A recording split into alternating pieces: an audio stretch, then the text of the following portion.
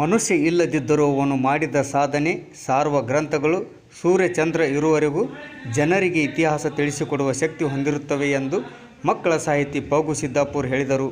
ವಿಜಯಪುರ ಜಿಲ್ಲೆಯ ಬಸವನ ಬಾಗೇವಾಡಿ ಪಟ್ಟಣದ ವಿರಕ್ತ ಮಠದಲ್ಲಿ ನಂದಿ ಸಾಹಿತ್ಯ ವೇದಿಕೆ 25 ವರ್ಷ ಸಾಹಿತ್ಯ ಹರ್ಷ ಕುರಿತು ರಜತ್ ಸ್ಮರಣೆ ಗ್ರಂಥ ಲೋಕಾರ್ಪಣೆ ಸಮಾರಂಭದಲ್ಲಿ ಕೃತಿ ಪರಿಚಯಿಸಿ ಮಾತನಾಡಿದರು. ಬಸವಣ್ಣನವರನ್ನು ಕುರಿತಾಗಿ ಆಗ ನನ್ನಲ್ಲಿ ಒಂದೇ ವಚನ ಮೂಡಿತು.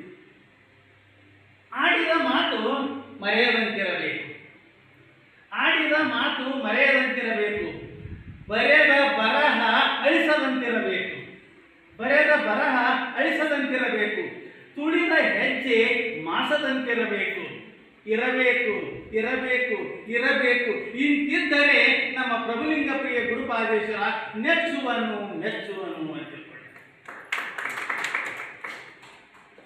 ಒಂದು ಮಾತು ಹೇಳಿದ್ರು ಅವರು, ಅಪ್ಪನ ಹೆಸರು ನೆನಪಿರ್ತದೆ ನಮಗೆ, ಅವನ ಅಪ್ಪನ ಹೆಸರು ಗೊತ್ತಿರೋದಿಲ್ಲ ಅಂತ. ಯಾಕಂದ್ರೆ ಅವ್ರು ಆಡಿದ ಮಾತ್ರ ನಮಗೆ ಹೆಂಗಿನ ಗೊತ್ತಾಗಿಲ್ಲ. 900 ವರ್ಷಗಳ ಆಚೆ ಬಸವಾದಿ ಶರಣರು ಬರೆದ ಬರಹ ಅಳಿಸಿಲ್ಲ. ಇವತ್ತ ಬರೆದ ನಮ್ಮ ಕೈಯಾಗ ಕೊಟ್ಟಾರೇನೋ ಅನ್ನಂಗಿಲ್ಲ. ಅವರ ತುಳಿದ ಹೆಜ್ಜೆ, ಅವರು ನುಡಿದಂತೆ ನಡೆದರು, ನಡೆದಂತೆ ನುಡಿದರು. ಅವರ ತುಳಿದ ಹೆಜ್ಜೆ ಮಾಸಿಲ್ಲ.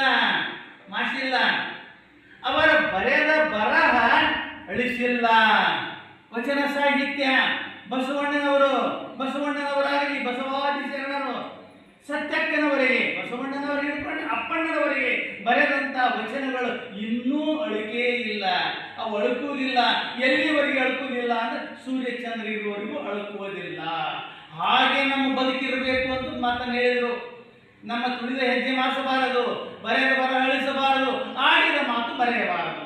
ಮಲ್ಲಿಕಾರ್ಜುನ್ ಮೇತ್ರಿಯವರು ಮಾತಾಡಿದಂಥ ಮಾತ ನೀವು ಮನೆಗೆ ವಾದಿಸಬೇಕು, ಮತ್ತೆ ಹಂಗೆ ಅವ್ನ ನೆನಪಿಗೆ ಬರುತ್ತೆ. ಹಾಗೆ ಮಾತಾಡಬೇಕು. ಹಾಗೆ ಆತನಾಗಿ ಅವರ ಹೆಜ್ಜೆಯಲ್ಲಿ ಹೆಜ್ಜೆ ಇಟ್ಟವರು ಯಾರು ಅಂತಂದ್ರೆ ಮಾತೆ ಸಂಗಮ ಅವರು ಅಂತ ಹೇಳಿದರು. ನಿಜವಾಗಿಯೂ ಅರ್ಥಪೂರ್ಣವಾದಂಥ ಮಾತು, ಅರ್ಥಪೂರ್ಣವಾದಂಥ ವಚನ. ಯಾಕಂದ್ರೆ ಸಂಗಮ ಅವರು ನಾವು ನೀವು ಇರ್ಲಾಕಿಲ್ಲ. ಆದ್ರೆ ಮುಂದೆ ಈ ರಜತ ಏನು ಸ್ಮರಣೆ ಅದಲ್ಲ, ಇದಕ್ಕೆ ಸಾವಿಲ್ಲ, ಇದಕ್ಕೆ ಕೇಳಿಲ್ಲ. ಇದು ಯಾವಾಗಲೂ ಇರ್ತಾ ಇದೆ. ಅಂದ್ರೆ ನಾವು ಏನಾದರೂ ಸಾಧನೆಯನ್ನು ಮಾಡಿದರೆ ಅದು ಯಾರೂ ಮರೆಯದಂತ, ಅದು ಮಾಸದಂತ, ಅದು ಅಳಿಸದಂತ ಕಾರ್ಯವನ್ನು ನಾವು ಮಾಡಬೇಕು ಅಂತ ಹೇಳಿದಾರಲ್ಲ, ಅದನ್ನ ಇವರು ಮಾಡ್ಯಾರ. ಕೊನೆಗೆ ಒಂದು ಮಾತನ್ನು ಹೇಳ್ಬೇಕಂತ ಮಾಡಿದ್ದೆ. ಈ ಮಾತನ್ನ ಮುಕ್ತಾಯಕ್ಕೆ ಒಂದು ಮಾತು ಹೇಳ್ಬೇಕಂತ ಮಾಡಿದ್ದೆ. ಅದನ್ನು ಪ್ರಾರಂಭಕ್ಕೆ ಹೇಳಬೇಕು ಅಂತ ತಿಳ್ಕೊಂಡು ಅನಿಸ್ತಾ ಇದೆ. ಯಾಕಂತಂದ್ರೆ ನಮ್ಮ ಜಿಲ್ಲೆಯಲ್ಲಿ ಒಬ್ರು ಭಾವಜೀವಿ ಮಧುರಚಂದ್ರ ಆಗ್ಬೋದು. ಆ ಮಧುರಚಂದ್ರ ಅಂತ ಎಲ್ಲರಿಗೂ ಗೊತ್ತು, ಅವರ ಕವಿ ಎಲ್ಲರಿಗೂ ಗೊತ್ತು. ಆದರೆ ಬಹುಶಃ ಅವರು ಇನ್ನೂ ಅವರಿಗೆ ಆಯುಷ್ಯ ಇತ್ತು ಅಂತಂದ್ರೆ ನಮ್ಮ ಜಿಲ್ಲೆಗೆ ಒಂದು ಜ್ಞಾನಪೀಠ ಪ್ರಶಸ್ತಿ ಬಂದೇ ಬರ್ತಿತ್ತು ಅಂತಕ್ಕಂಥ ಆತ್ಮವಿಶ್ವಾಸ ನನಗೆ. ಅವರೊಂದು ಮಾತನ್ನು ಹೇಳಿದರು.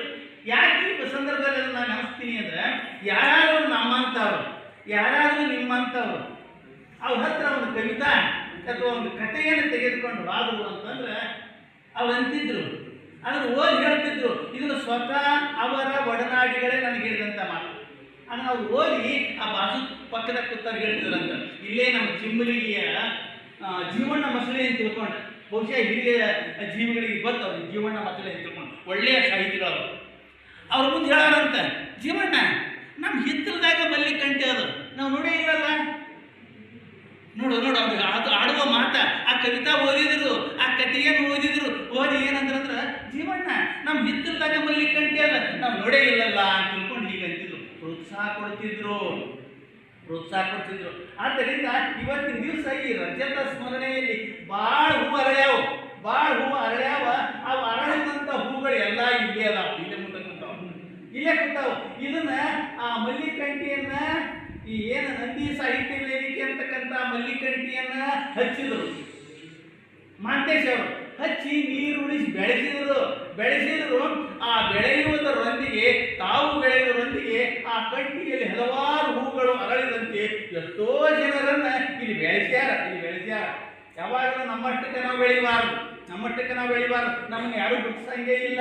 ಬಹಳ ಜನ ಇವತ್ತು ಒಬ್ಬ ಸಾಹಿತಿ ಆದಂಥವಾಗಲಿ ಅಥವಾ ಒಬ್ಬ ಕಲಾವಿದ ಆಗಲಿ, ನಮ್ಮೂರಾಗ ಒಬ್ಬ ಕಲಾವಿದ ಇದ್ದ, ಒಳ್ಳೆಯ ಕಲಾವಿದ, ಒಳ್ಳೆಯ ಹಾರ್ಮೋನಿಯಂ ಕಲಾವಿದ.